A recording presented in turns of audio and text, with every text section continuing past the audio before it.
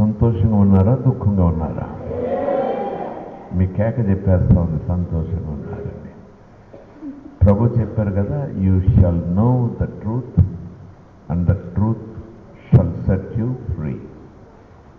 మీరు సత్యం తెలుసుకున్నప్పుడు ఆ సత్యం మిమ్మలను సర్వసత్యములోనికి నడిపిస్తుంది. లేఖనములను మనం ధ్యానం చేస్తూ విశ్వసించే విధానం, ఆ విశ్వసించటానికి తగిన పునాది ఆధారం దేవుని మాటని తెలుసుకున్నాం. దేవుని మాటను నమ్ముట ప్రధానం. అందుకే యేసు ప్రభు ప్రతిసారి సవాల్ చేస్తారు. పరిశుద్ధాత్మను కూడా విశ్వాసాన్ని కాపాడుకోవటం కోసం కూడా ఇచ్చారు. ప్రభు చేసిన సవాలు, నమ్ముట నీకు వీలైతే, నమ్ముట నీకు చేతనైతే, నీ నమ్మకమునకు సమస్తము సాధ్యమే. నువ్వు ఎవరి మీదైతే నమ్మకం పెట్టుకున్నావో ఆయనకి సమస్తము సాధ్యమే. అంతేకాకుండా ఏది నమ్మి ప్రార్థిస్తున్నావో అది నీకు దొరకటం కూడా నీకు సాధ్యమే. Praise the Lord, hallelujah. So విశ్వాసం గురించి మనం మాట్లాడుకుంటూ మన విశ్వాసాన్ని బలహీనపరిచే స్థితులు, గతులు మనకెప్పుడు ఉంటాయి. కేవలము దైనందిక జీవితంలో ఆ జీవిత విధానాన్ని కొనసాగించడం మాత్రం కాదు, కానీ ముఖ్యంగా కొన్ని పరిస్థితులలో దేవుని సహాయం కోరుతూ వచ్చినప్పుడు, ఆ సహాయం కోరే సందర్భంలో మనం ప్రార్థన చేయాలని సత్యమని ఎరిగిన వారమై ఒక ప్రత్యేకమైన సమయాన్ని ప్రత్యేకించుకుని ఒంటరిగా ప్రార్థించే సమయంలో కొన్ని సందేహాలు, ఆలోచనలు, ప్రశ్నలు, అపవాది యొక్క అభియోగాలు, మన మనస్సాక్షి మనల్ని గద్దించే తీరు, ఇవన్నీ కూడా మన విశ్వాసాన్ని కదిలించేస్తాయి, మన నిరీక్షణను బలహీనపరిచేస్తాయి. నా ప్రార్థన దేవుడు వినే స్థితి నాకు లేదేమో అన్నట్టుగా వచ్చేస్తాయి. అవును, ఈ దినాలలో లేదా ఆయా సందర్భాలలో నా వల్ల, లేదా నా మాటల వల్ల, లేదా లేఖనానుసారంగా జీవించిన రీతి నాలో కొరవడింది కనుక ఈ విపత్తు నుంచి ప్రభు నన్ను విడిపించే ప్రశక్తి, ఆ పవిత్రత నా దగ్గర లేదు కనుక బహుశా దేవుడు కార్యం చేయకపోవచ్చని, ఇలాగ రకరకాల అపవాది అభియోగాలు, నేరారోపణ చేసేవాడు వాడే కదా. అపవాది అభియోగాలు, మన తలంపులు, మన మనస్సాక్షి, ఇవన్నీ మనలను జోరీగలులాగా చుట్టుముట్టేస్తాయి. మన మనసును, మన అంతరంగాన్ని, మన ఆలోచనలను. ఆ సందర్భంలో ప్రార్థన చేస్తుంటాం, కానీ మనసంతా అలల చేత కొట్టబడిన నావు మాదిరిగా. ఒకటి పరిస్థితులు జ్ఞాపకం వచ్చి అలలు, రెండవది మన దేవునిలో మన పొజిషన్, దేవుని ముందు నా స్థితి ఏంటి అని ఆలోచించుకునే ఆ క్షణమాత్రపు తీరులో కూడా మరొక అలగా దాని చేత కొట్టబడతాం. దేవుని మనకి స్తోత్రం.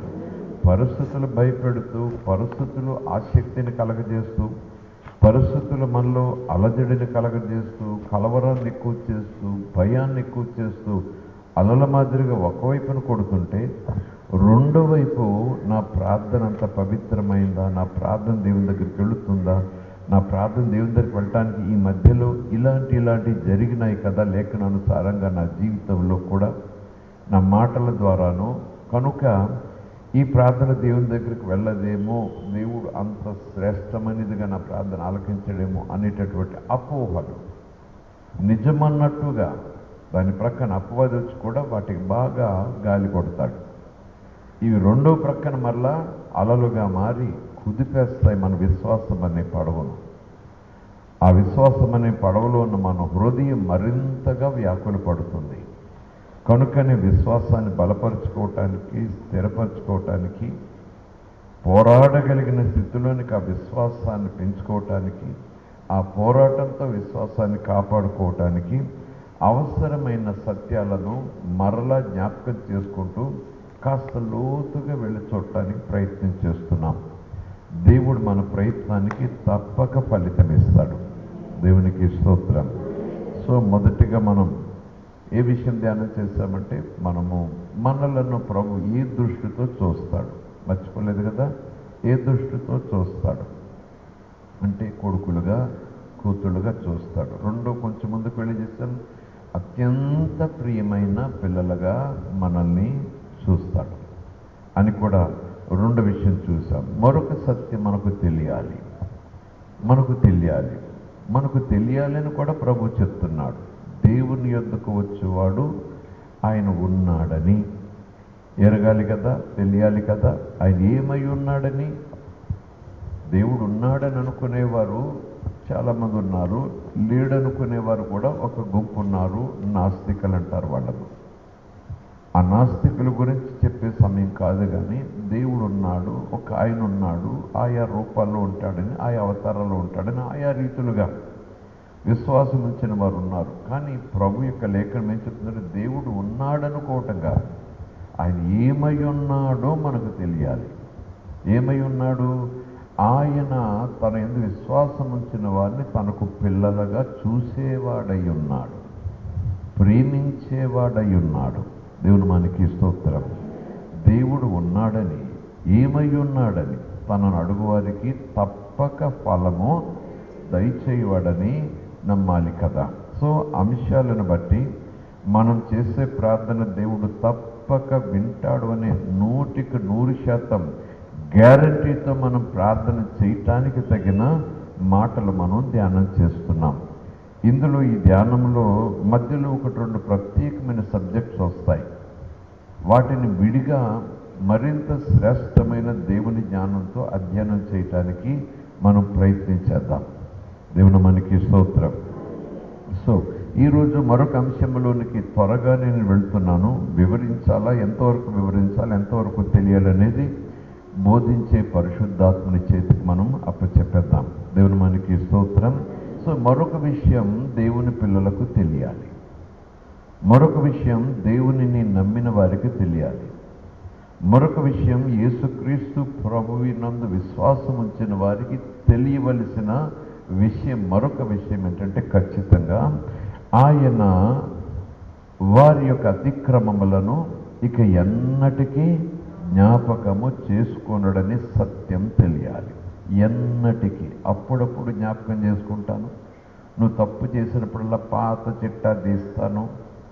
అవి మానవ తలంపులు, అది మనిషి స్వభావం. దేవుని మనకి స్తోత్రం. Praise the Lord. హల్లెలూయా. ఏమండి, ఒకప్పుడు ఇద్దరు శత్రువులు అవుతారు. ఒకరి పట్ల ఒకరు ఏవో అపాయాలు, అపార్థాలు వచ్చేలాగా మాట్లాడుకుంటారు. ఆ తర్వాత ఒక సందర్భంలో, కొన్ని పరిస్థితుల్లో వాళ్ళు అత్యంత ప్రాణ స్నేహితులు అయిపోతారు. అలాగ ముందుకు సాగిపోతారు. మరల వారి మధ్యన ఇంక ఇవన్నీ మర్చిపోతారు కదా, అన్నీ మర్చిపోతారు కదా. అవును కదా, చెప్పండి. అస్సలు జ్ఞాపకానికి రావు. మరలా ఏదో చిన్న అభ్యంతరం వచ్చింది, ఒకరి మీద ఒకరికి అపార్థం వచ్చింది. అప్పుడు ఏం చేస్తారు చెప్పండి? ఆ మొదట ఉన్న శత్రుత్వంలో జరిగినవన్నీ కూడా ఎంత చక్కగా ఒకరి మీద ఒకరు మోపుకుంటూ వస్తారు. ఇవన్నీ ఊరికి అర్థమవటానికి అలా వివరించి చెప్తున్నాను నేను. మరొక సత్యం దేవుని పిల్లలకు ఖచ్చితంగా తెలియవలసింది ఏంటంటే, దేవుడు నా పాపములను లిఖించడు. దేవునికి స్తోత్రం. Praise the Lord. హల్లెలూయా. ఈ మాటలు చెప్పేటప్పుడు ఒక పదే నేను మీకు జ్ఞాపకం చేసే రోమిలకు రాసిన పత్రికల మాట మర్చిపోవద్దు. దేవుడు లెక్కించడు కదా అని లెక్కలేనన్ని అడ్డదారులకు వెళదామంటే అలా కుదరదు. మన పాపములను ఆయన లెక్కించడు గనుక అలాంటి ప్రేమించే దేవునిని, అలాగున క్షమించే దేవునికి వ్యతిరేకంగా నేను ఎలాగూ తప్పు చేస్తాను అనే భావనతో అడుగులు ముందుకు వేయటానికి ప్రయత్నం చేయాలి. దేవుని మనకి స్తోత్రం. దేవుని సత్యం ఎప్పుడూ కూడా మనలను ఉన్నతమైన స్థితికి తీసుకువెళ్ళటానికి మనం ఉపయోగించుకోవాలి తప్ప దేవుని ప్రేమను, ఆప్యాయతను, క్షమాపణను, దేవుని ఆదరణను, ఓదార్పును, ఆ దేవుడు చెయ్యందించే తీరును, లేవనెత్తే తీరును మనం మరలా పడకుండా ఉండటానికి ప్రయత్నం చేసే విధానంగా చూడాలి తప్ప నేను మరలా పడినా లేవనెత్తే చెయ్యుందు కదా అని చెప్పి మరలా పడటానికి ప్రయత్నం చేయకూడదు. అర్థమైంది కదా? దేవుని మనకి స్తోత్రం. Praise the Lord. హల్లెలూయా. దేవుని యొక్క వాగ్దానాలను, దేవుని యొక్క దీవెనలను, దేవుని ప్రేమను, దేవుని యొక్క దీర్ఘశాంతాన్ని మనము మన సొంత ఇష్టం నెరవేర్చుకోవటానికి విచ్చలవిడిగా వాడకూడదు. ఒకవేళ దేవుని ఇష్టం తెలిసి కూడా మన ఇష్టానుసారంగా అడుగులు ముందుకు వేసిన తర్వాత దానివల్ల నష్టం వచ్చిందో రాబోతా ఉందో ఆ సూచనలు మనకు అందాయో మళ్ళా దేవుని ఇష్టం నెరవేర్చుట కొరకు ఒక సమర్పణతో మనం వచ్చిన తర్వాత పరిస్థితులందరూ అన్నీ బాగైన తర్వాత మరలా దేవుడు మనలను ప్రేమిస్తున్నాడని చెప్పి మరలా కావాలని అడ్డదారుల్లోకి పోవాలంటే వాక్యము ఒప్పుకోవట్లేదు. దేవునికి స్తోత్రం. వాక్యం ఒప్పుకోవట్లేదంటే వాక్యమే దేవుడు కదా అని దేవుడు ఒప్పుకోవట్లేదని చెప్పుకోవద్దు. దేవుని ప్రేమ శాశ్వతమైనది. దేవుడు మనకి స్తోత్రం. కనుక దేవుడు వేసిన నిచ్చెనను ఎక్కి రావయ్యా, చీకట్లో నుంచి పైకి రావయ్యా, చెడులో నుంచి పైకి రావయ్యా, తీర్పులో నుంచి పైకి రావయ్యా, శిక్షలో నుంచి పైకి రావయ్యా, భయంకరమైన శోధనలో నుంచి, రొచ్చులో నుంచి, ఆ రోతలో నుంచి నువ్వు బయటికి రావయ్యా.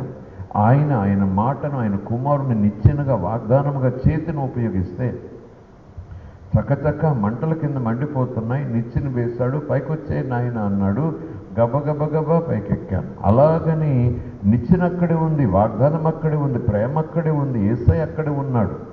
దేవుని కుడిహస్తం కూడా శాశ్వతమైన ప్రేమ కూడా అలాగే ఉంది. నిచ్చెన అలాగే ఉంది కదా అని పైకెక్కిన తర్వాత అమ్మయ్య బ్రతికిపోయినని ఆ స్థాయిలో వెళ్ళుటకు బదులు నిచ్చెన ఉంది కదా అని మెట్లు దిగి మరలా మెట్లు పైకెక్కి, మెట్లు దిగి మరలా మెట్లు పైకెక్కితే అది దేవునికి దుఃఖం. దేవుని మనకి స్తోత్రం. Praise the Lord. హల్లెలూయా. అది క్రైస్తవులకు మంచిది కాదని పరిశుద్ధాత్ముడు చెప్తాడు. దేవుని మనకి స్తోత్రం. సో మొదటి మాటగా చూస్తే హెబ్రీయులకు రాసినటువంటి పత్రిక, దేవుడు మన అతిక్రమములను ఎన్నటికీ జ్ఞాపకం చేసుకోడు. దేవుడు మన అతిక్రమములను ఎన్నటికీ జ్ఞాపకం చేసుకోడు. మీకు తెలిసే ఉంటుంది ఆ వచనం. హెబ్రీయులకు రాసినటువంటి పత్రిక 8వ అధ్యాయం 12వ వచనం. పరిశుద్ధాత్ముడు ఆ భక్తుని ద్వారా వ్రాయిస్తున్నారు ఈ మాటలు. 8వ అధ్యాయం 12వ వచనం.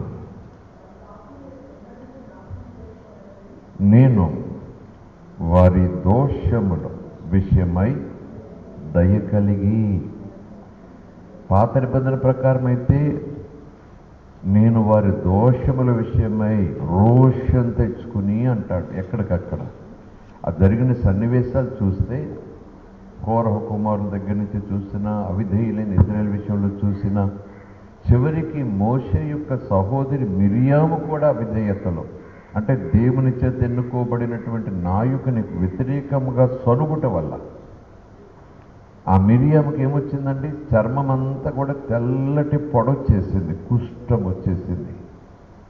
దేవుని ఉగ్రత, సాక్షాత్తు దేవుని చేత ప్రత్యేకించబడి అభిషేకించబడి దేవుని ద్వారా అద్భుతములు చేస్తున్న నాయకుడైన మోషేకు తోడబుట్టిన సహోదరి. మోషేకి వ్యతిరేకంగా వాళ్ళు సణిగారట, మోషేకి వ్యతిరేకంగా వాళ్ళు మాట్లాడారట.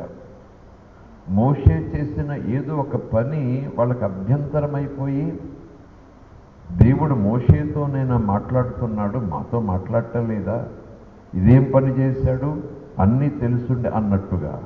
మోషే చేసిన పని చెప్పండి, కూషు దేశపు స్త్రీని వివాహం చేసుకున్నాడు. సంఖ్యాకాండంలో వివరాలు ఉంటాయి, మనకు తెలుస్తాయి. ఆ విషయంలో మిరియాము బాగా ఆయాసం తెచ్చుకుని ఆయాసాన్ని సహోదరుడితో పంచుకుంది. ఒక అన్నతో పంచుకుంది, లేదా మరొక తమ్ముడు, ఎవరు? అహరోను, మోషే, మిరియాము, ఒక తల్లి బిడ్డలు. దేవునికి స్తోత్రం. వెంటనే అన్న చూడు లేదా తమ్ముడు చూడు ఎంత పని చేశాడు. తమ్ముడు మిరియాము ముందా మోషే ముందా చెప్పండి? మిరియామే ముందు కదా. ఎంచేతంటే ఆ జమ్ము పెట్టెలో పెట్టి ఆ తుంగలో లేకపోతే ఆ చెట్ల పొదలలో నీటిలో వదిలిపెట్టినప్పుడు తల్లి ఈ చిన్న బిడ్డ ఎక్కడుంది? మిరియాము ఏమవుతుందో చూద్దాము తమ్ముడికి అన్నట్టుగా చూస్తూ ఉంది. దేవుని మనకి స్తోత్రం. సో మిరియాము మోషే విషయంలో అభ్యంతరపడి ఆయాసాన్ని, ఆ సనుగుడును, ఆ వ్యతిరేకతను అహరోనుతో పంచుకుంటే అహరోను కూడా ఆమెతో ఏకీభవించాడు. చివరికి ఆ స్థితికి కారణమైనటువంటి పరిస్థితిని బట్టి మోషేను, అహరోనును, ఆ మిరియామును ప్రభు పిలుస్తాడు ప్రత్యక్ష గుడారంలోనికి రమ్మని. నా గుడారపు సముఖం మందికి రండి, నా ముందుకు రండి, నా సన్నిధిలోనికి రండి.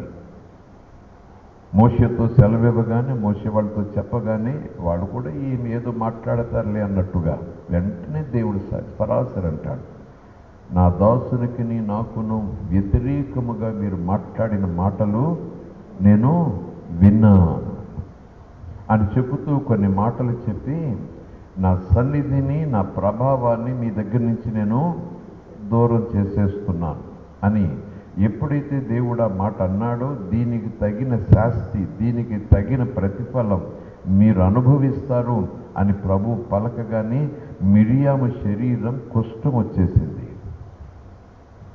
ఇజ్రాయేల్ బిడ్డే, మోషే యొక్క సహోదరే, దేవుని చేత నడిపించబడే బిడ్డే.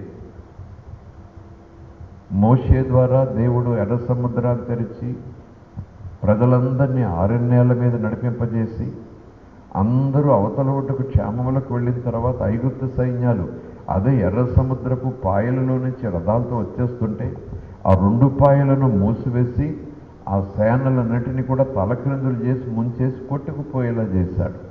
అదంతా కళ్ళారా చూసిన మిరియాము తంబురాలు తీసుకుని నాట్యం చేస్తూ దేవునిని స్తుతించిన సంగతి కూడా మనకి బాగా తెలుసు. అంటే దేవుని కార్యాలు చూసిన వ్యక్తి, దేవుని చేత ఎన్నుకోబడినటువంటి వ్యక్తి యొక్క తోడబుట్టినామే దేవుడు ఆయా రీతులలో మన్నాను పంపిస్తూ మారనుభవాన్ని మధురంగా చేస్తూ ఆ వైఖరంతా పట్టించుకున్నటువంటి వ్యక్తి అయినా మోషేకి వ్యతిరేకంగా మాట్లాడిన తీరును బట్టి దేవుడికి అది అన్యాయంగా తోచింది కాదు, ఆయన తీర్పు తీర్చాడు.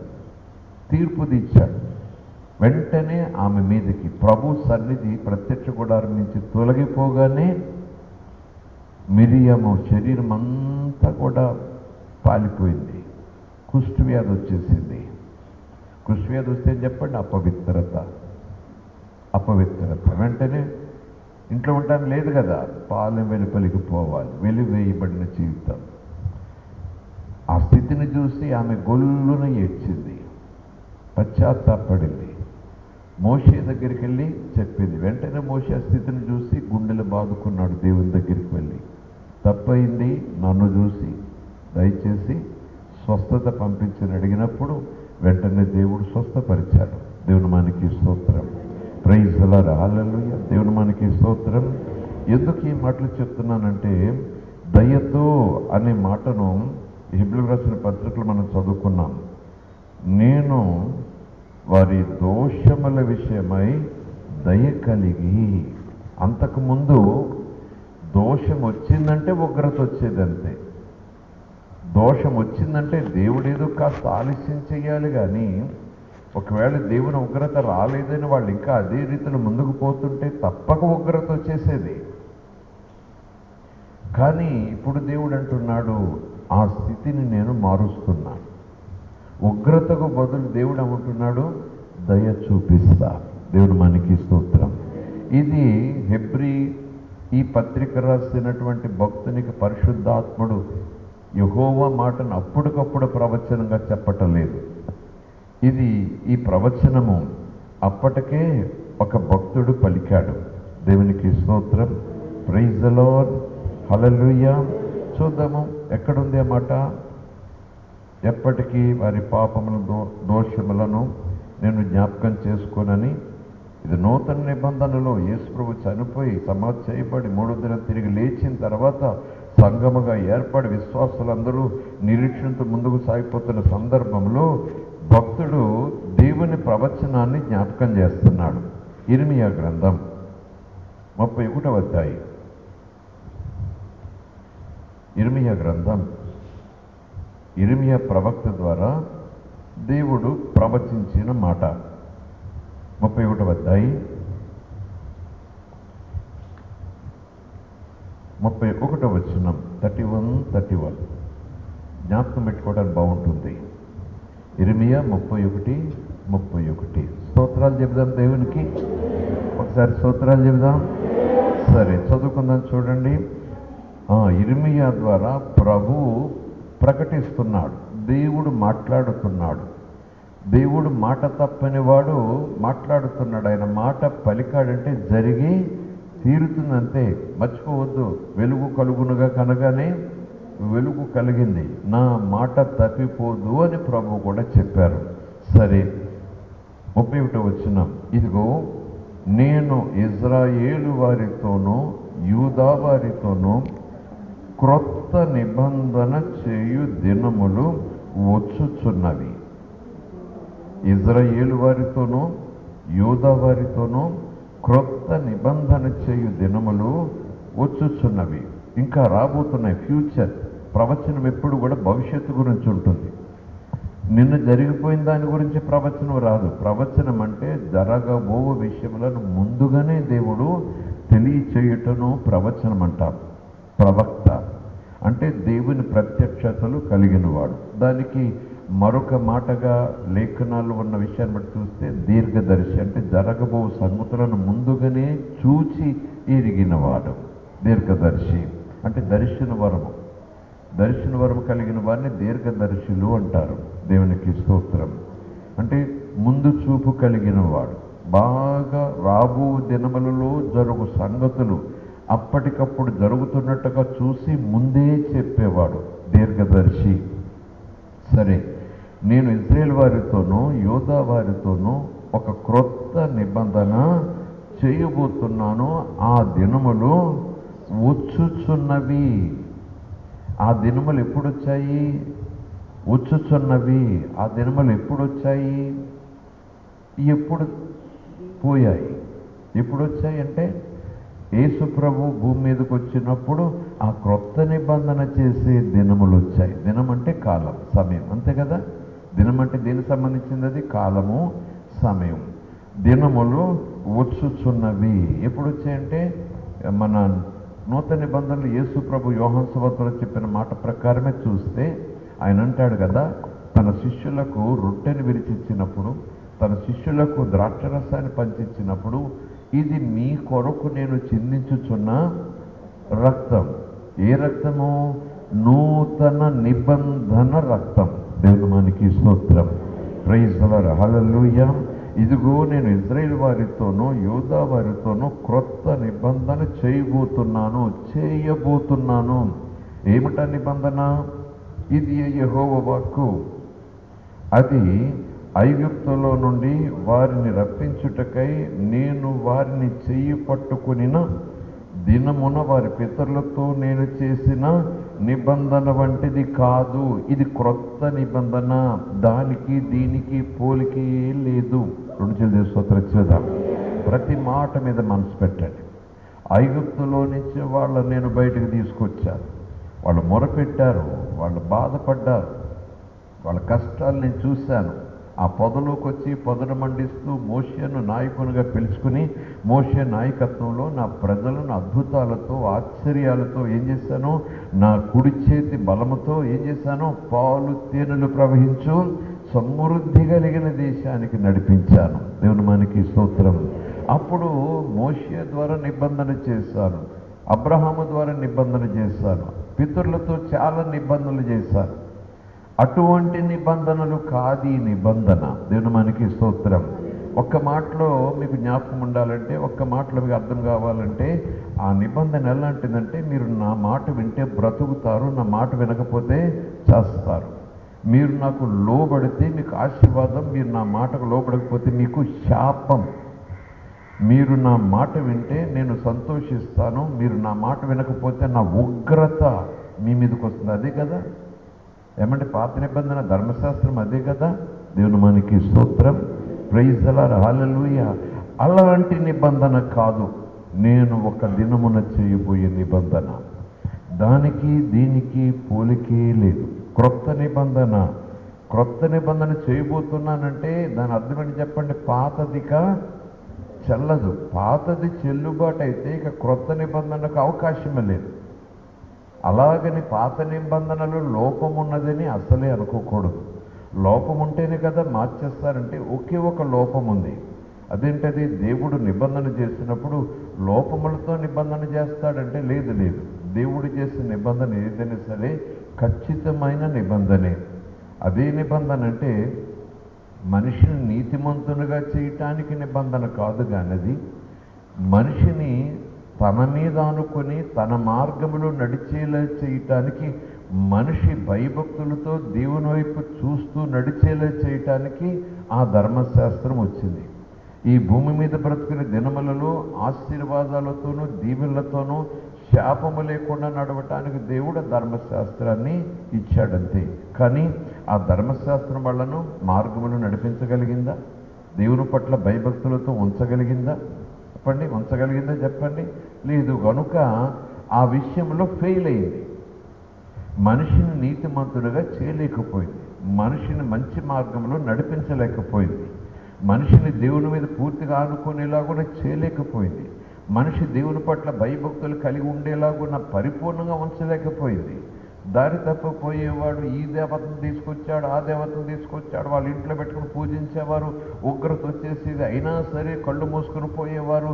చివరికి సమూయేలు గ్రంథంలో చూస్తే ఆ అస్తరోతు దేవత, దాగోను దేవత, ఈ దేవతలందరి విగ్రహాలు బయటపడేసి మేము యెహోవాని సేవిస్తాం బాబోయ్ అని పశ్చాత్తాపడినప్పుడు దేవుడు జయమిచ్చాడు. గుర్తుంది కదా మీకు? దేవుని మనకి స్తోత్రం, హల్లెలూయా.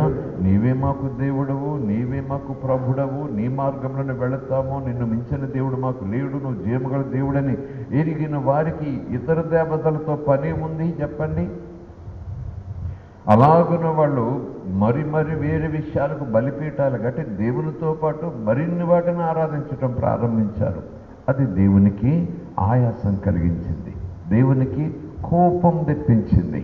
దేవుని మనకి స్తోత్రం, ప్రైజ్ ది లార్డ్, హల్లెలూయా. మోషే ఒక చోట మోషే గురించి రాయబడింది. మోషే దేవునికి అడ్డొచ్చాడు, దేవుని ఉగ్రతకు అడ్డొచ్చాడు. ఆపాలి నీ ఉగ్రతను, ఆపాలి నీ కోపాన్ని.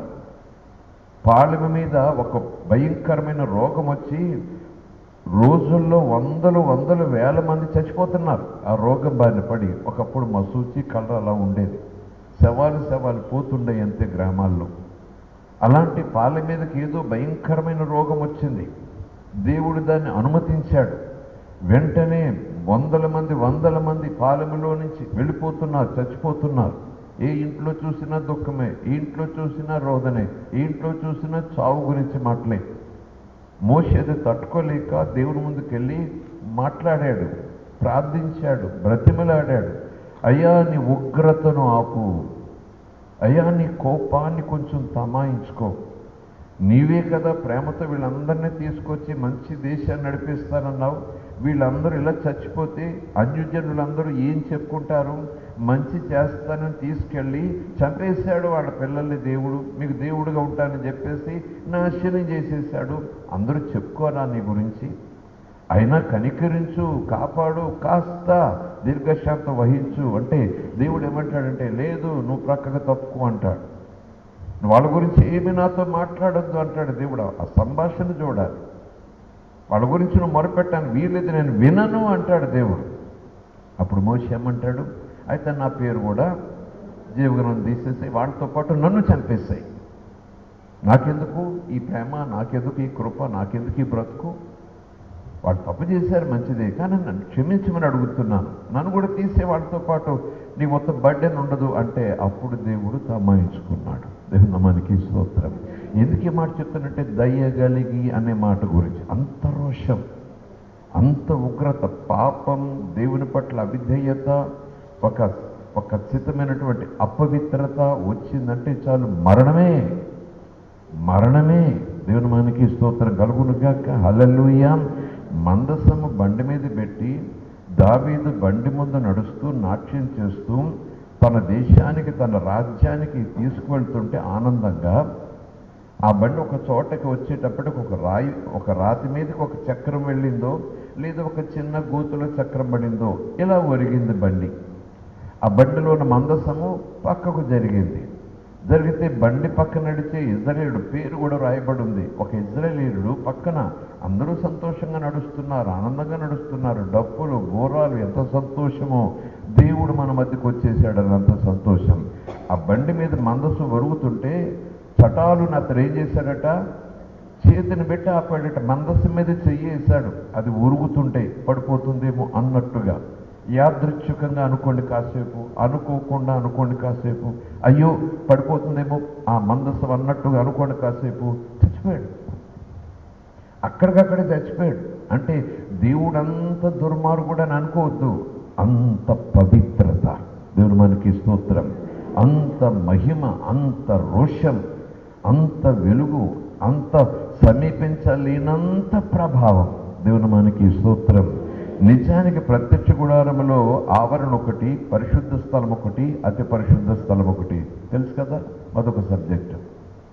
ఆవరణలో నుంచి గంగాళములు నీళ్ళతో కడుక్కున్న తర్వాత, బల్లర్పించిన తర్వాత పరిశుద్ధ స్థలంలోకి వచ్చి తెరకు లోపల, అంటే ఆవరణలో నుంచి లోపలికి వచ్చిన తర్వాత ఇంకా తెర లోపలికి వెళ్లకుండానే ఏమండి దీపస్తంభం యొక్క దీపాలు వెలిగించాలి. తర్వాత బల్ల మీద రొట్టెలు క్రమంగా పేర్చాలి. ఆ పిదప ధూపం వేసి దాన్ని పట్టుకుని, ధూపపు పాత్ర పట్టుకుని తెర తొలగించుకుని తెర లోపలికి వెళ్ళాలి. అది అతి పరిశుద్ధ స్థలం. దేవుని మనకి స్తోత్రం. ఆవరణలో చచ్చిపోయేవారు ఎవరూ లేరు. పరిశుద్ధ స్థలం అని ఆ గుడారంలో చచ్చిపోవటం కూడా ఎక్కడా లేదు. కానీ అతి పరిశుద్ధ స్థలంలోనికి యాజకుడు ఒక్కడే వెళ్ళగలడు. ఆ ధూపం వేసేవాడు ఒక్కడికే అనుమతి. ప్రధాన యాజకుడిని పేరుంది. అతనే లోపలికి వెళ్ళడానికి, ఎవడు పడతాడు లోపలికి రావడానికి వీల్లేదు. ఒకవేళ ప్రధాన యాజకుల్లోనే ఏదైనా పాపం ఉందనుకోండి, వాడే పాపం చేసిన వాడు చావాల్సిందే. అందుకని హెబ్రీయుల పత్రికలో ప్రధాన యాజకుడు కూడా తన పాపముల కోసం కూడా బలించుకోవాల్సిందే. దేవుని మనకి స్తోత్రం. అంత రోషం, ఈ మాటలు ఎందుకు చెప్తున్నానంటే అంత దహించు అగ్ని, రోషం, ప్రభావం, ప్రసన్నత ఇంత కలిగినటువంటి దేవుడు అంటున్నాడు, ఇదంతా పాత నిబంధన. కానీ క్రొత్త నిబంధన దయ, జాలి, కనికరం, ప్రేమ. దేవుని మనకి స్తోత్రం. Praise the Lord. హల్లెలూయా. మన పాత నిబంధన క్రింద ఉన్నామా, క్రొత్త నిబంధన కింద ఉన్నామా? చెప్పాలి. పాత నిబంధన క్రింద ఉన్నామా, క్రొత్త నిబంధన క్రింద ఉన్నామా? క్రీస్తు రాకముందు పాత నిబంధన, ధర్మశాస్త్ర కాలం. క్రీస్తు వచ్చిన తర్వాత క్రొత్త నిబంధన. ప్రభు చెప్పాడుగా, నేను రక్తము చిందించుట ద్వారా అప్పటి నుంచి మొదలవుతుంది క్రొత్త నిబంధన.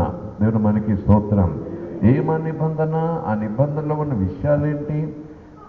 ఇద్దరు వ్యక్తులు ఒప్పందం చేసుకున్నారట, అగ్రిమెంట్ చేసుకున్నారట, ఒక ఒడంబడికి వచ్చారట. మేమిద్దరం అగ్రిమెంట్ చేసుకున్నాము, ఒక నిబంధన చేసుకున్నాము అని అంటే మనం ఏమంటాం చెప్పండి? అందులో విషయాలేంటి అని అడుగుతామా లేదా చెప్పండి? నిబంధన అంటే దేనికి? పంట విషయంలోనా, ఆస్తుల విషయంలోనా, ఏ విషయంలో నిబంధన చేసుకున్నారు? అగ్రిమెంట్ అయింది ఏ విషయంలో? ఈ అంశాలు ఏంటి అందులో? అగ్రిమెంట్లో అంశాలు ఏంటని మనం ఎలాగైతే చూస్తామో, యేసు అంటున్నాడు నూతన నిబంధన. ఆ నిబంధనలో అంశాలేంటి? దయ. దేవుని మనకి స్తోత్రం. Praise the Lord. హల్లెలూయా. దేవుని మనకి స్తోత్రం. ఆ ప్రభు అంటున్నారు చూడండి ఇక్కడ, అది ఐగుప్తులో నుండి వారిని రప్పించుటకై నేను వారిని చేయి పట్టుకొనిన దినమున వారి పితరులతో నేను చేసిన నిబంధన వంటిది కాదు. కోడి తన పిల్లలను రెక్కల చాటున దాచినట్టు దాచానన్నాడే, అవును కదా? పక్షిరాజు తన పిల్లలను రెక్కల మీద మోసినట్టుగా మోసాను అన్నాడే. ఇంత చేసినా మీరు నా మీద తిరుగుబాటు చేశారే అంటూనే ఉగ్రత పంపించేవాడు. అంతగా కాపాడాడు. చేయి పట్టి నడిపించిన దినములలో, చేయి పట్టి నడిపించాను అంత చక్కగా తండ్రిలాగా. ఆ దినములలో కూడా ఒక నిబంధన ఉంది. ఏంటి? నా మాట వింటే మీరు బ్రతుకుతారు, నా మాట వింటే మీకు ఆశీర్వాదం ఉంది కదా. ద్వితీయోపదేశకాండంలో చూస్తాము, దిన వృత్తాంతాలు చూస్తాము, 8వ అధ్యాయంలో ఉంటుంది కదా. ఈ ఆశీర్వాదాలన్నీ నీకు కలుగుతాయి. నా మాట వినకని వేరే మార్గంలో వెళితే ఈ శాపాలన్నీ నీ మీదకు వస్తాయి అన్నాడు ప్రభు. అంత తీవ్రంగా ఉండేది దేవుని మాట. అయితే క్రొత్త నిబంధన, నేను ఒక క్రొత్త నిబంధన చేయు దినములు వచ్చుచున్నవి. ఆ నిబంధన పితరులతో చేసిన ఆ పాత నిబంధన వంటిది కాదు. నేను వారి పెనిమిటినైనను ఆ నిబంధనను భంగము చేసుకొనిరి. పెనిమిటి అంటే పెనిమిటి భర్త. భర్త గురించి మరొక చోట యెషయా గ్రంథంలో మనం మాట్లాడుకున్నాం. ఉందా? యెషయా గ్రంథంలో గతంలో చెప్పాను కదా, భరించు భర్తనై ఉన్నాను, భరించువాడనై ఉన్నాను యెహోవా. నిన్ను భరించువాడను, నీకు భర్తనై ఉన్న యెహోవా సెలవిచ్చున్నదేమనగా. దేవుని మనకి స్తోత్రం, హల్లెలూయా. సో ఆ మాటను జ్ఞాపకం చేసుకుంటూ, వారి పెనిమిటినైనను వారు ఆ నిబంధనను, నేను వారి పెనిమిటినైనను వారు ఆ నిబంధనను భంగము చేసుకున్నారు. నేను బ్రేక్ చేయలేదు ఆ నిబంధన. ఎవరు బ్రేక్ చేశారు? వాళ్ళే బ్రేక్ చేశారు. వాళ్ళే ఆ నిబంధనను తప్పిపోయారు, చేతకాని వాళ్ళు అయిపోయారు. వాళ్ళే అగ్రిమెంట్ను హద్దు మీరారు, వాళ్ళే నిబంధనను తప్పిపోయారు. సో ఇదే యెహోవా వాక్కు. ఈ దినములైన తర్వాత, ఏవో కొన్ని దినములు కొంతకాలం అవుతుంది, ఆ దినములైన తర్వాత నేను ఇజ్రాయేల్ వారితోనూ యూదా వారితోనూ చేయబోవు నిబంధన ఇదే. ఏంట నిబంధన? వారి మనస్సులలో నా ధర్మ విధి ఉంచెదను, వారి హృదయము మీద దానిని వ్రాసెదను. అంతకుముందు ఎక్కడ రాశాడు నిబంధన లేదా చట్టం, ధర్మశాస్త్రం, 10 ఆజ్ఞలేమో రాతి పలక మీద రాశాడు. తర్వాత మోషేకు చెబుతూ మోషే చేత వ్రాయించాడు. అవి మోషే ఆయా దినాల్లో యాజకులు నిలబడి సమాజంలో చెప్తుంటే అందరూ వినేవారు. అక్కడక్కడ ఆయా నిబంధనను ఈ చేతి మీద పచ్చబొట్టుగా వాళ్ళు చెక్కుకునేవారు. పిల్లల చేతుల మీద, ద్వారబంధముల మీద కూడా ఆయా సందర్భాల్లో కొన్ని నిబంధనలు వాళ్ళు రాసుకునేవారు. దేవునికి స్తోత్రం. అయితే రాబో దినములలో నేను ఒక క్రొత్త నిబంధన చేయబోతున్నాను. ఆ నిబంధనలో ఉన్నటువంటి అంశములన్నీ కూడా నేను కాగితముల మీద కాదు, అంశములను ఏం చేస్తాను? వారి హృదయముల మీద వ్రాస్తా. దేవుని మనకి స్తోత్రం. ఆయన మన హృదయముల మీద వ్రాయాలంటే మన హృదయం క్రొత్తగా మారాలి. దేవుని మనకి స్తోత్రం, ప్రైజ్ ది లార్డ్, హల్లెలూయా. వారి మనస్సులలో నా ధర్మవిధికి మరొక పేరు నీతి. రైషియస్నెస్ అంటారు ఇంగ్లీష్లో. నీతి, ధర్మం. ధర్మవిధిని, నా నీతికి సంబంధించిన విషయాలు ఉంచుతాను. వారి హృదయం మీద దాన్ని వ్రాస్తాను. యెహోవా వాక్కు ఇదే. నేను వారికి దేవుడిని యుందును, వారు నాకు జనులగుదురు. వారు మరి ఎన్నడూనూ యెహోవాను గూర్చి బోధనందుదుము అని తమ పొరుగు వారికి కానీ తమ సహోదరులకు కానీ ఉపదేశము చేయరు. నేను, చూడండి అక్కడ మాట, నేను వారి దోషములను క్షమించి వారి పాపములను ఇకను ఎన్నడూ జ్ఞాపకము చేసుకొనను కనుక అల్పులేమి ఘనులేమి అందరూ నన్ను తెలుసుకుంటారు, నా దయను తెలుసుకుంటారు. దేవుని మనకి స్తోత్రం. నా సత్యమును, నా జీవాన్ని తెలుసుకుంటారు, నా ఉద్దేశాన్ని తెలుసుకుంటారు. దేవుని మనకి స్తోత్రం, ప్రైజ్ ది లార్డ్, హల్లెలూయా. ఘనులేమి అల్పులేమి అందరూ నన్ను ఎరుగుదురు. ఇదే యెహోవా వాక్కు. ఈ ప్రవచనాన్ని ఎవరు జ్ఞాపకం చేస్తున్నారు? హెబ్రీ ప్రజలకు. హెబ్రీ ప్రాంతంలోని హెబ్రీ భాష మాట్లాడే ప్రభువును అంగీకరించిన గ్రీకు దేశస్తులు ఉన్నారు, ప్రభువును అంగీకరించిన ఎవరున్నారు? ఇంకా యూదా వారు ఉన్నారు, ఇజ్రాయేలీలు ఉన్నారు, అన్యజనులు ఉన్నారు, సమరీలు ఉన్నారు కూడా, అందరూ ఉన్నారు. ఆ సంఘములో అపొస్తలుడైనటువంటి పౌలు రాసిన గ్రంథం అని అంటారు ఇది. ఆయన జ్ఞాపకం చేస్తున్నాడు. ఏమన్నాడు? నిబంధన 12వ వచనం, నేను వారి దోషముల విషయమై దయగలిగి వారి పాపములను ఇకను ఎన్నడూ జ్ఞాపకం చేసుకొననని ప్రభువు మాట్లాడుతున్నాడు, ప్రభువు సెలవిచ్చుచున్నాడు. ఆయన క్రొత్త నిబంధన అని చెప్పుట చేత మొదటిది ఏమైంది? పాతదిగా చేసి ఉన్నాడు. దేవుని మనకి స్తోత్రం. Praise the Lord. ఎందుకు ఈ మాటలు ఇంతగా చిన్నపిల్లలకు చెప్పినట్టు, ఏదో ఏబిసిడి చెప్పినట్టుగా నేను చదువుతున్నాను? దాని వెనక ఒక ఉద్దేశం ఉంది. దేవునికి స్తోత్రం. హల్లెలూయా. క్రొత్త నిబంధనని చెప్పటం చేత దేవుడే తాను చేసిన మొదటి నిబంధనను ప్రక్కకు పెట్టే ఉద్దేశంతో క్రొత్త నిబంధన లేదా తాను చేసిన మొదటి నిబంధనను పాతదిగా చేయటం కోసం మరొక క్రొత్త నిబంధన తీసుకొచ్చాడు అని చెప్పుట చేత మొదటి దానిని పాతదిగా చేసి ఉన్నాడు. ఏది పాతగిలి ఉడిగిపోవునో అది అదృశ్యమగుటకు సిద్ధముగా ఉన్నది. అది అదృశ్యమైపోతుంది. దేవుని మనకి స్తోత్రం. Praise the Lord. హల్లెలూయా. దేవుని మనకి స్తోత్రం. హల్లెలూయా. అంటే రెండు మాటలు, ఉగ్రత, దయ. ఉగ్రత పాత నిబంధన, దయ క్రొత్త నిబంధన. ప్రస్తుతం మనం ధ్యానం చేసుకుంటున్న ఈ మాటలు బట్టి రెండు పదాలు నేను వాడుతున్నాను. పాత నిబంధన ఉగ్రత, శాపం, మరణం. క్రొత్త నిబంధన దయ, క్షమాపణ, జీవం. దేవుని మనకి స్తోత్రం. Praise the Lord. హల్లెలూయా. పాతది ఏమైపోయింది? పాతకెళ్ళిపోయింది. దేవుడే నిర్ణయం తీసుకున్నాడట. నిజానికి ఇజ్రాయేల్ నిర్ణయం కాదది, దేవుడే నిర్ణయం తీసుకున్నాడు. ఏమని? ఇక నేను ఉగ్రత చూపించను. ఉగ్రత ఎప్పుడు వస్తుంది? ఉగ్రత ఎప్పుడు వస్తుంది? అవినీతి, అక్రమం, దేవుని మాటను తప్పిపోయినప్పుడు ఉగ్రత వచ్చేస్తుంది.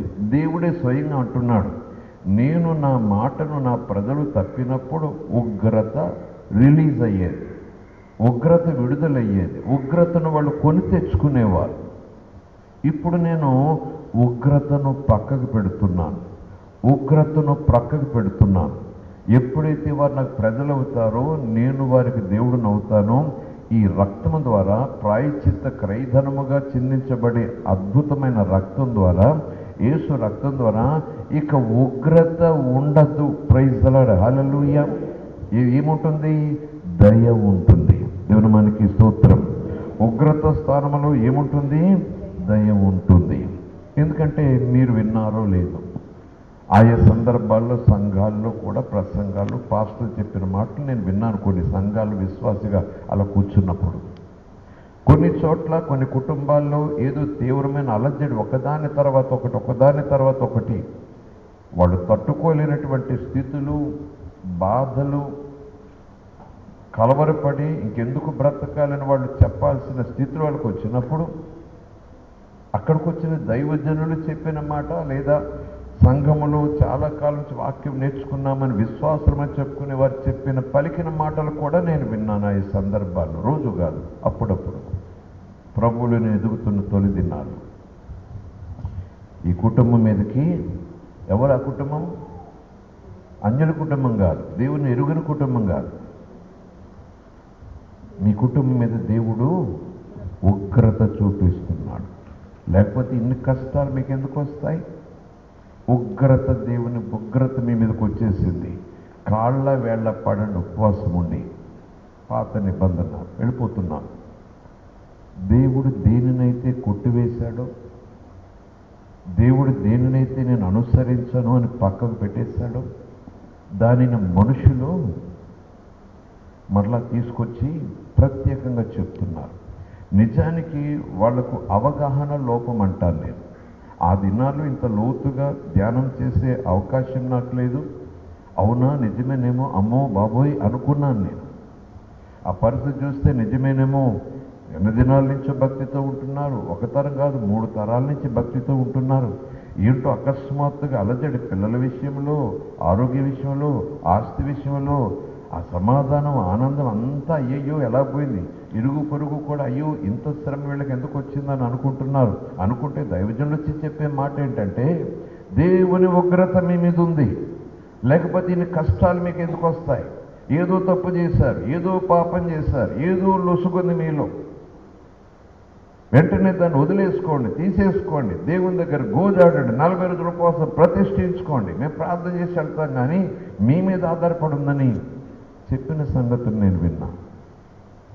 కొంతమంది పాస్టర్లు చెప్పకపోయినా ఒకసారి ఒక వ్యక్తి విషయంలో ఏదైనా కష్టం తర్వాత కష్టం వచ్చేసి తట్టుకోలేక ఏదో అయిపోతుంటే అనుభవం కలిగిన విశ్వాసంలో చాలా కాలం నుంచి చర్చిలో మెంబర్స్ అయినటువంటి కొంతమంది చెప్పిన మాట కూడా నేను విన్నా.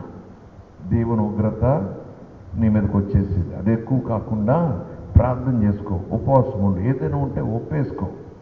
ఒప్పుకుంటేనే పోతుంది ఉగ్రత. ఏమంటారు చెప్పండి వాళ్ళు? దేవునికి నీ మీద చాలా కోపం ఉంది. ఉగ్రత అంటే చెప్పండి, ఏదో మరి సంస్కృత పదం అనుకుంటాం. దేవునికి నీ మీద కోపం వచ్చేసింది, దేవునికి నీ మీద చాలా కోపం వచ్చేసింది, అందుకే నిన్ను ఆ చెంప ఈ చెంప వాయిస్తున్నాడు. ఓహో, ప్రైజ్ ది లార్డ్. వాక్యం ఏం చెప్తుంది చెప్పండి? మనలో మనమాట వాక్యం ఏం చెప్తుంది చెప్పండి? ఇది యెహోవా వాక్కు, మాట తప్పను. ఉగ్రత కాలము పక్కకు వెళ్ళింది, దయాకాలం వచ్చింది, కృపాకాలం వచ్చింది. దేవుని మనకి స్తోత్రం. ఈ దేవుని చప్పట్లు కొట్టొద్దా చెప్పండి? Thank you Jesus, thank you Father, హల్లెలూయా. ఒకవేళ ఎవరైనా నీ విషయంలోనో, నీకు తెలిసిన వారి కుటుంబాల విషయంలోనో, ఒక దైవజనుడో లేదా అనుభవం కలిగిన ఒక సంఘ బిడ్డో అలా చెబితే నువ్వు అవుననుకుని భయపడిపోయావు. ఒకవేళ నువ్వు పైకి అంటులేదు, కానీ నీ ఇంట్లోనే నీ విషయంలో ఏదైనా కార్యాలు జరుగుతున్నాయి, అవి చాలా ఆందోళనకరంగా ఉన్నాయి, ఆ కష్టాలు తీరటం లేదు, ఆ వ్యాధులు పోవట్లేదు, ఏ ఇబ్బంది ఇంకా పెరిగిపోతూ ఉందంటే ఆ స్థితులను బట్టి, ఆ బోధలను బట్టి, అలాంటి ఆలోచనలు బట్టి ఈరోజు నీ విషయంలో కూడా నీ మనసులో ఇలా ఉందేమో, దేవుని ఉగ్రత నా ఇంటి మీద ఉంది, ప్రభు నమ్ముకున్నాను కానీ రక్షణ పొందాను కానీ ఏమో ఎక్కడో ఏదో లోపం జరిగింది, లేకపోతే నాకు ఇన్ని కష్టాలు నాకెందుకు వస్తాయి, ఇంత ఇబ్బంది నాకెందుకు వస్తుంది, ఇది దేవుని ఉగ్రత అని కలవరపడే మనసు ఆలోచన మీలో ఎవరికైనా ఉందేమో, ప్రభు నీతో మాట్లాడుతున్నాడు. అది పాత నిబంధన కాలం.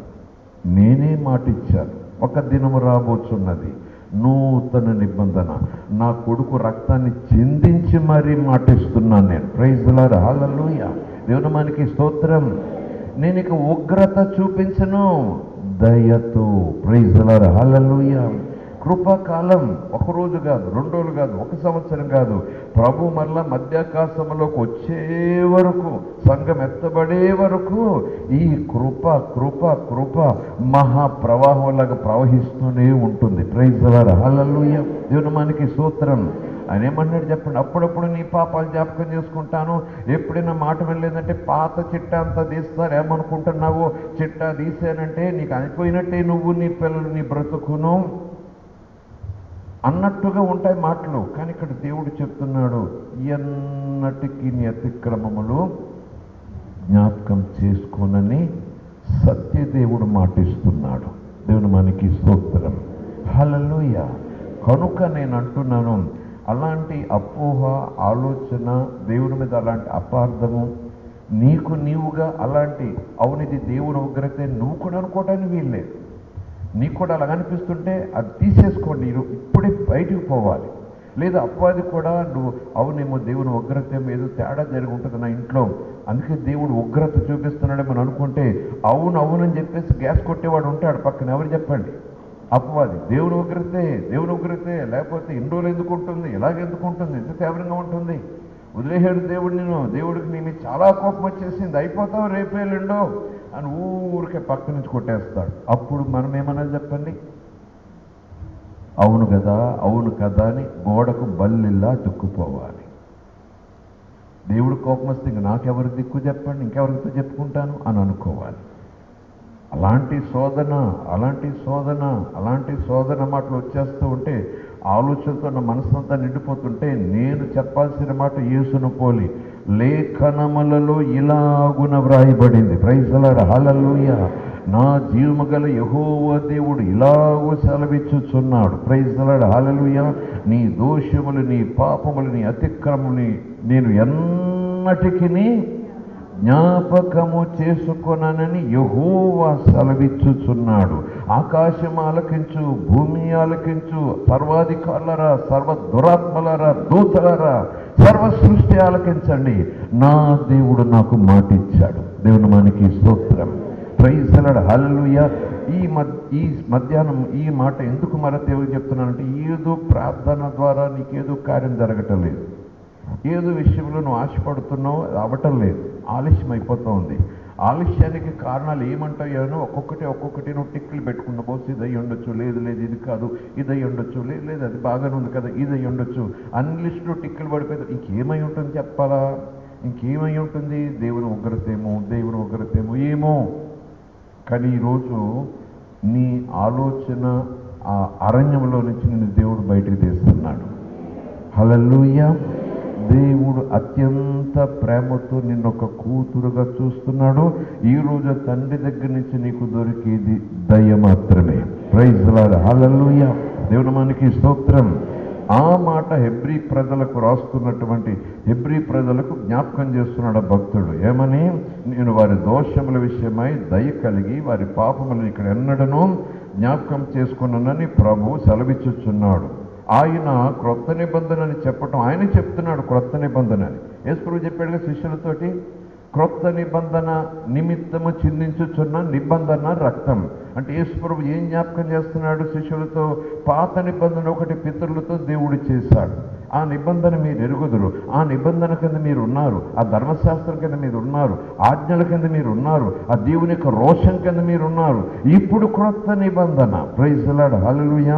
క్రొత్త నిబంధనని దేవుడు చెప్పుట ద్వారా ఇర్మియాలో, క్రొత్త నిబంధన యేసు ప్రభు యోహాను సువార్తలో చెప్పుట ద్వారా, క్రొత్త నిబంధనను ఆయన చెప్పుట చేత మొదటి దానిని పాతదిగా చేయబోతున్నాడా, చేసి ఉన్నాడా?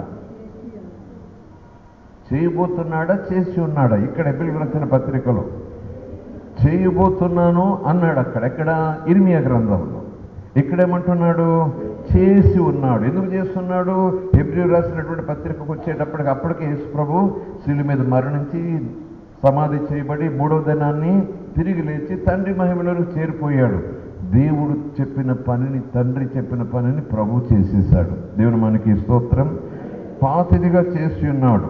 ఏది పాతిగిలిపోవునో, ఉడిగిపోవునో, కనపడకుండా పోవునో అది అదృశ్యమవటానికే, అది కనపడకుండా పోవటానికే. దేవుని మనకి స్తోత్రం. అదృశ్యం, అసంపూర్ణం. లేఖనాలు ఎందుకంటాడు, ఏదైతే ధర్మశాస్త్రము చేయలేకపోయినో దానిని యేసు ప్రభు చేశాడు. దేవునికి స్తోత్రం. కనుక ఎలాగైతే దేవుడికి నేను అత్యంత ప్రియమైన బిడ్డను, కుమారుని, కుమార్తెనని ఆ విశ్వాసంతో మోకరిల్లుతామో, విశ్వాసంతో ప్రతి గడియ దేవునికి జ్ఞాపకం చేసుకుంటూ స్తుతిస్తామో, ఈ రెండో మాట కూడా మనం జ్ఞాపకం చేసుకోవాలి.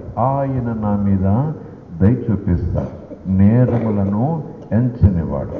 ఒక తండ్రి తన కుమారుని ఎడల జాలి పడినట్లు జాలి పడతారు. 103వ కీర్తనలో ఉంది కదా, 103వ కీర్తనలో ఆ మాట కూడా ఉంది. ఒక తండ్రి కుమారుని ఎడల జాలి పడినట్లు జాలి పడతాను. ఇంకా చూడండి, కీర్తన 32.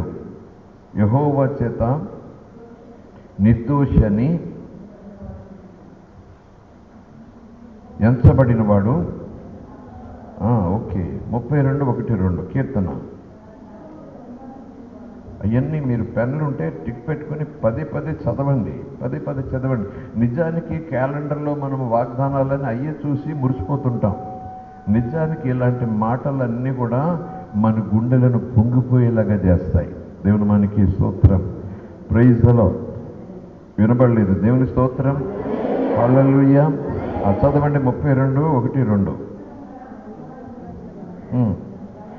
తన అతిక్రమములకు పరిహారమునొందినవాడు, తన పాపమునకు ప్రాయశ్చిత్తమునొందినవాడు ధన్యుడు.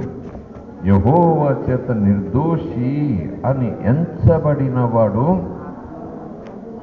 ఆత్మలో కపటము లేనివాడు ధన్యుడు. దేవుని మనకి స్తోత్రం. యెహోవా దేవుడు ఏమంటున్నాడు? నేనిక పాపములను ఎంచను, దోషములను ఎంచను, అతిక్రమములను ఎంచను. ఎందును బట్టి? నా కుమారుడైనటువంటి యేసు క్రీస్తును సమస్త లోక పాపముల నిమిత్తము ఆ పాపమునకు వచ్చే శాపం లోకం మీదకి రాకుండా ఉండే నిమిత్తము నా చేత పంపబడిన ఆ గొర్రె పిల్లగా వచ్చుచున్న నా కుమారుడైన యేసు క్రీస్తు మరణము ద్వారా, రక్తము చిందించుట ద్వారా ఈ పాప పరిహారం అయిపోతుంది. అందరినీ ఏం చేస్తాను? నేను నీతిమంతులుగా ఎంచుతాను. ప్రైజ్ ది లార్డ్, హల్లెలూయా. పాపులుగా ఎంచను నేను. అదే కదా, పాపులుగా ఎంచను, నిర్దోషి. ప్రైజ్ ది లార్డ్, హల్లెలూయా. ఈరోజు ప్రభు అంటాడు, యేసుక్రీస్తు నేను ఉన్నాను కనుక నేను నిర్దోషిని. దేవునికి స్తోత్రం. ప్రైజ్ ది లార్డ్, హల్లెలూయా. ఇంకా ముందుకు తరగతుల్లో వెళ్తే దీనికి సంబంధించినటువంటి మాటలు ఇంకా వస్తుంటాయి. ఇలా ఈ మాటలు చెప్తుంటే మన సంతోషంగా ఉంది, కానీ ఇంకా లోపలేదో చిన్న సందేహాలు వచ్చేస్తున్నాయి. మరి నేను నిర్దోషిని అయిన తర్వాత కూడా నా వల్ల కొన్ని దోషాలు జరుగుతున్నాయి కదా. ఆ దోషాలు జరుగుతున్నప్పుడు దానికి ఫలితం మరి ఆత్మ మీద పడుతుందా, మనసు మీద పడుతుందా, శరీరం మీద పడుతుందా అని అంటే, మనము ఆత్మలో నిష్కపటలం అయిపోయాం కనుక, మన ఆత్మ నూతనపరచబడింది కనుక మనము నూతన సృష్టిగా మారాం. అవును కదా. క్రీస్తునందు ఉన్న వారికి ఏ శిక్ష విధి లేదు. క్రీస్తునందు ఉన్నవారంటే ఎవరు? మనిషే కదా. మనిషి అంటే ఎవరు? మనిషి అంటే ఎవరు? శరీరము, ప్రాణము, ఆత్మ. అందుకే మళ్ళీ చెప్తానంటున్నాను ఆ సబ్జెక్ట్ ఒకరోజు.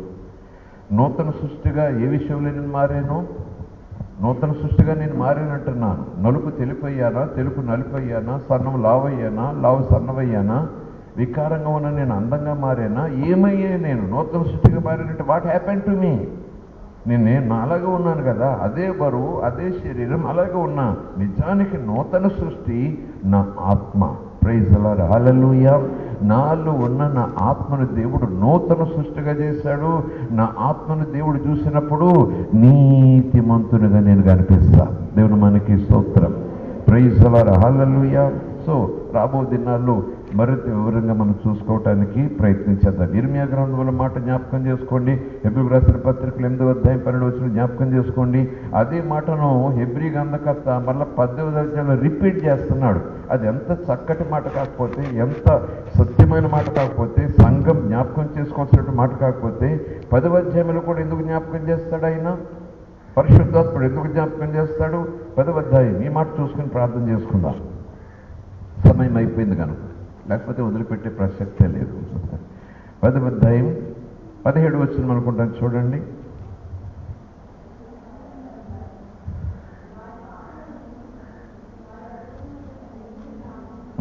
వారి పాపములను, వారి అక్రమములను ఇకను ఎన్నటికిని అంటే ఎప్పటి వరకు? 3 సంవత్సరాల 30 సంవత్సరాల గ్యారంటీ. ఎప్పటి వరకు గ్యారంటీ ఇస్తున్నాడు ప్రభు? ఒక వస్తువుకి గ్యారంటీ, వస్త్రానికి గ్యారంటీ, వైద్యానికి గ్యారంటీ. అవును కదా. ఆస్తికి గ్యారంటీ, ఆయుధానికి గ్యారంటీ లేదులేండి. గ్యారంటీ ఎంత ఇస్తున్నాడు? ఎప్పటి వరకు జ్ఞాపకం చేసుకోడట? మొన్నటి వరకు జ్ఞాపకం చేసుకోడా? రక్షణ పొందే వరకు జ్ఞాపకం చేసుకోడా? రక్షణ పొందాక 10 సంవత్సరాల వరకు జ్ఞాపకం చేసుకోడా? ఆ తర్వాత మొదలు పెడతాడా? లేకపోతే అన్నిటికన్నా తర్వాత, రక్షణ పొందిన తర్వాత మన వాళ్ళు ఏదైనా పొరపాటు వాక్యానుసారంగా లేని పొరపాటు జరిగితే అప్పటి నుంచి మొదలు పెడతాడా మళ్ళా లెక్కలేయటం? చెప్పాలి. ఎన్నటికి యేసు రక్తం హామీ. దేవుని మనకి స్తోత్రం. ప్రైజ్ ది లార్డ్, హల్లెలూయా. దేవుని మనకి స్తోత్రం. నేను ప్రభు చనిపోయే సమయానికి నేను నా తల్లి కడుపులో లేను, ఈ భూమి మీద లేను, నేను పాపం చేసిన ప్రసక్తే లేదు. కానీ అప్పటికి నేను లేని నా గురించి, నేను చేయబోయే పాపం గురించి, నేను పుట్టాక నా జీవితంలో జరిగే తప్పుల గురించి ఎప్పుడో దేవుడు ఈ మాట ఇస్తున్నాడు. దేవుని మనకి స్తోత్రం. ఎప్పుడో నీ పాపములకి లెక్క వేయనంటే మనం మాత్రం నిన్నటి వరకు లెక్కేస్తాడు, ఈ రోజు నుంచి లెక్కేయడు, లేదు రేపటి నుంచి లెక్కేస్తాడని మనం అనుకుంటూ దేవుని ఉద్దేశాలను సరిగా ఎరుగక, దేవుని ముందు ధైర్యంగా మోకరెళ్ళలేక, దేవుడు నన్ను ఇలా చూస్తున్నాడనే ఆ ఉద్దేశం నాకు తెలియక, ప్రార్థన విశ్వాసంతో చేసే విషయంలో మనం నిజంగా చెప్పాలంటే వెనకబడుతున్నాం. దేవుని మనకి స్తోత్రం.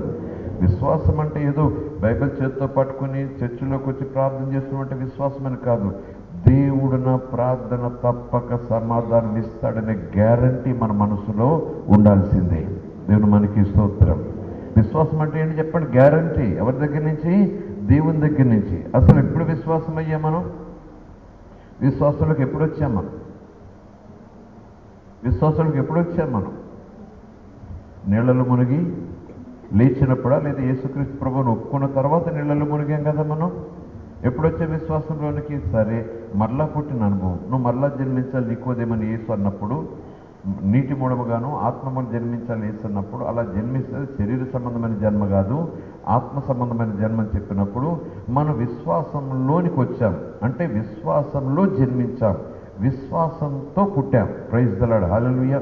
ఆ తర్వాత విశ్వాసాన్ని మనము కొనసాగించాలి. దేవుడు మనకి స్తోత్రం. ప్రైజ్ ది లార్డ్, హల్లెలూయా.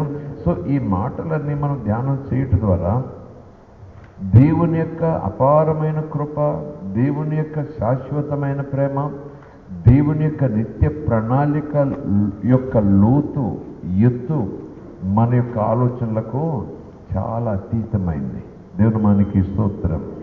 నేను పుట్టకముందే, పుట్టిన తర్వాత నేను పాపం చేస్తే ఆ చేయబోయే పాపము నిమిత్తం దేవుడు ముందే ఇర్మియా ద్వారా ఒక మాట పలికిస్తున్నాడు. ఏమని? నీ పాపములకి ఎన్నడను చేస్తే అనుకోవచ్చు. అప్పుడు నేను లేనప్పుడు కొన్ని వందల సంవత్సరాల ముందు ప్రభు మాట్లాడుతున్నాడు. ఒకవేళ ఇర్మియా ఇజ్రాయేల్ గురించి మాట్లాడుతున్నాడు, యేసు ప్రభు అందరికీ ప్రభు. ఆయన చనిపోయింది అందరి పాపం నిమిత్తం, అంతే కదా? లోక పాపం నిమిత్తం చనిపోయాడు. ఆయన లోక పాపం మోసుకునిపోయి దేవుని గొర్రెపిల్ల. ప్రైజ్ ది లార్డ్, హల్లెలూయా. దేవుడు ఇజ్రాయేల్ ప్రేమించాడా? యూదులను ప్రేమించాడా? లోకాన్ని ప్రేమించాడా? దేవుడు లోకమును, అందులో ఎవరు ఉన్నారు? యూదులు ఉన్నారు, రోమీయులు ఉన్నారు, గ్రీకు దేశులు ఉన్నారు, భారతీయులు ఉన్నారు, అమెరికా, అందరూ ఉన్నారు. ఆ దేవుడు ఆ రోజు యూదులతో చెప్పాడండి, ఇజ్రాయేల్తో చెప్పాడండి ఇర్మియా ద్వారా, మన కోసం కాదండి అంటే యేసు ప్రభు కూడా మన కోసం కాదనుకోవాలి. మన కోసం కాదంటే మన బ్రతుకులు ఆరిపోయిన దీపాలే. దేవుడు మనకి స్తోత్రం. మనకు నిరీక్షణ లేదు, మన పాపాలు మనం చచ్చిపోవలసిందే, నరకాన్ని పోవలసిందే. కానీ యేసు అందరికీ దేవుడు, అంతటా అందరూ మారు మనసు పొందితే చాలు, అందరినీ పరలోకం చేర్చుకోవాలని తండ్రి మాట్లాడుతున్నాడు. కనుక ముగిస్తూ నేను ఈ మాట మరలా జ్ఞాపకం చేస్తున్నాను. 3వ రోజు మరలా నేను జ్ఞాపకం చేస్తున్నాను మీకు. నీవు పుట్టకముందే నువ్వు ఉన్నావనే సంగతి నీకు కాదు కదా, అసలు ఎవరికి తెలియకముందే కొన్ని వందల సంవత్సరాల క్రితము నువ్వు పుట్టిన తర్వాత నువ్వు చేయబోయే పాపమును దేవుడు ముందుగా చెప్తున్నాడు, నీ పాపాలు జ్ఞాపకం చేసుకున్నాను. అందుకే ఇది అర్థం చేసుకోవటం చాలా కష్టం. దీనికి కొంతమంది ఒకవేళ వచ్చే సంవత్సరం ఏదైనా నా వల్ల ఏదైనా పొరపాటు జరిగితే, ఏదన్నా నేను తడబడితే, మార్గం తప్పితే, నేను అంటున్నాను ఈ మాటను బట్టి నేను అంటున్నాను, దాని కొరకు కూడా ప్రభు ముందే మాట్లాడుతున్నాడు. ఏమి జ్ఞాపకం చేసుకున్న కారణం ఏంటి? దయ చూపిస్తా. ఆ దయ చూపించడం గల కారణం ఏంటి? నీ స్థానంలో నా కుమారుని మీదకి ఆ పాపము నిమిత్తము వచ్చే ఉగ్రతను ముందుగానే పెట్టేశా. దేవుని మనకి స్తోత్రం. ప్రైజ్ ది లార్డ్, హల్లెలూయా. దేవుని మనకి స్తోత్రం. ఈ చిన్న బుర్రగుంజుకు అర్థం కాదు. అందుకే దేవుడు అంటాడు, మీకు తెలియాలి. You must know the truth. Praise the Lord, హల్లెలూయా. మీకు సత్యం తెలియాలి, మీకు దేవుని మాట తెలియాలి, దేవుని ఉద్దేశం తెలియాలి. నేను చేయబోయే పాపాల కోసం కూడా ముందుగానే దేవుడు క్షమించేస్తే, పాపం చేయకుండానే నేను చేయబోయే పాపాల నిమిత్తం దేవుడు అడ్వాన్స్గా క్షమించేస్తూ ఉంటే అయితే నేను విచ్చలవిడిగా పోతానంటే, లేదు, కృప చేత నిన్ను రక్షించుకొనుట కొరకు దేవుడు ముందుగానే ఆ ఏర్పాటు చేశాడు గనక, ఆ ఏర్పాటు వెనుక్కున్న నీ పట్ల ఉన్న ప్రేమ, నువ్వు నశించిపోకూడదన్నటువంటి దేవుని యొక్క గొప్ప ఆలోచన, నేను నిత్యము తన మహిమలో నిలబెట్టుకోవాలనుకునే దేవుని యొక్క తీవ్రమైన తపను నువ్వు అర్థం చేసుకుని మరలా అడ్డదారిలోకి పోకూడదని మాత్రమే. దేవుని మనకి స్తోత్రం. ప్రైజ్ ది లార్డ్, హల్లెలూయా. దేవుని మనకి స్తోత్రం కలుగును గాక, హల్లెలూయా. ఒక నూతలో నేను పడితే, నూతల బయటకు రాగలేకపోతుంటే, అందులో మునిగిపోతుంటే ఎవరో ఒక నిచ్చెన వేశారు, తాడేశారు. పైకి రారా బాబు, నీకు రావాలంటే తాడు పట్టుకుని పైకి రా, నిచ్చెన పట్టుకుని పైకి రా అన్నారు. వెంటనే పైకి వచ్చారు. పైకి వచ్చిన తర్వాత మళ్ళీ నేను ఏం పడకూడదు? నూతులో పడకూడదు కదా. తాడు అలాగే ఉంది, నిచ్చెన అలాగే ఉంది కదా అని మళ్ళీ దిగి మళ్ళీ పైకి రానా? తోడముడి జారి మళ్ళీ పైకి రానా? నువ్వు ఈ బావి అంటే పాపం అనుకోండి, లోపలికి జారిపోవటం, మునిగిపోవటం. ఏమంటే నిత్యం ఉంది కదా, కృప ఉంది కదా. పరిశుద్ధుడా, నీ లేఖనాలు ధ్యానం చేశాము. ఆ లేఖనాలు వెనుకున్న నీ ఉద్దేశాన్ని మరొకసారి జ్ఞాపకం చేసుకున్నాము. పరిశుద్ధాత్మ మీరే మాకు జ్ఞాపకం చేశారు. కేవలం జ్ఞాపకం మాత్రం చేసుకుని ఆ తర్వాత మరలా మామా రీతిలో మామా ఇష్టాన్ని బట్టి వెళ్ళిపోకుండా ఈ లేఖనంలోని తాత్పర్యం హృదయపు అంతరంగంలో ముద్రించుకున్నట్టుగా దానికి రుజువుగా ప్రభా పట్టుదలతో మా మనసుని నడుమలను కట్టుకుని అడుగు వేస్తుండగా నిన్ను వెంబడించాలనే తపనతో నీ మనసు కలిగి ఉండాలని, నీ స్వభావం కలిగి ఉండాలి, నిన్ను పోలి నడవాలని ఆ గురుతుమే అడుగులు వేస్తుండగా మాకందరికీ మీ సహాయం అనుగ్రహించండి. శిలువ మీద పలికిన ఆ 7 మాటల్లో ఉన్న తాత్పర్యం, 7 మాటల్లో ఉన్న భావం, 7 మాటలు వెనుకున్నటువంటి ఆ ప్రత్యేకమైన ఉద్దేశం ఎరిగిన వారమై, విన్నవారమే కాదు ఎరిగిన వారమై, ఎరిగిన దానిలో ఉన్న సత్యాన్ని అంగీకరించిన వారమై, అంగీకరించిన దాన్ని అనుసరించే వారముగా ఆచరించే భాగ్యం మాకు దయచేయండి. కేవలం వినుట మట్టుకు వినేవారముగా ఉండక ఆ ప్రకారంగా చేసేవారముగా, చేసిన యొక్క నామాన్ని మహిమపరిచే వారంగా ఉండుటకు మాకందరికీ సహాయం చేయండి. ప్రభా, నీ తోడు కావాలి, నీ నీడ కావాలి, నీ కాపుదల కావాలి దేవా, నీ ప్రత్యేకమైన ప్రసన్నత కావాలి దేవా. ఈ లోకమంతరికి కావాలి, ప్రతి దేశానికి కావాలి, ప్రతి జాతికి కావాలి, ప్రతి భాషకు కావాలి, నేను ఎరిగిన వారికి కావాలి, నీ సొత్తుగా చేసుకునే ప్రజలందరికీ కావాలి. యేసు నీ దక్షిణాస్తము చాపి, తండ్రి నీ దక్షిణాస్తం చాపి అద్భుతమైన కార్యం చేసి ఈ పరిస్థితుల నుంచి ఈ లోకాన్ని, ప్రపంచానికి విడుదల ప్రసాదించండి దేవా. విడుదల ప్రసాదించమని నీ భక్తులంగా ఏకాత్మతో విశ్వాసంతో ప్రార్థన చేస్తున్నాం పరమ తండ్రి.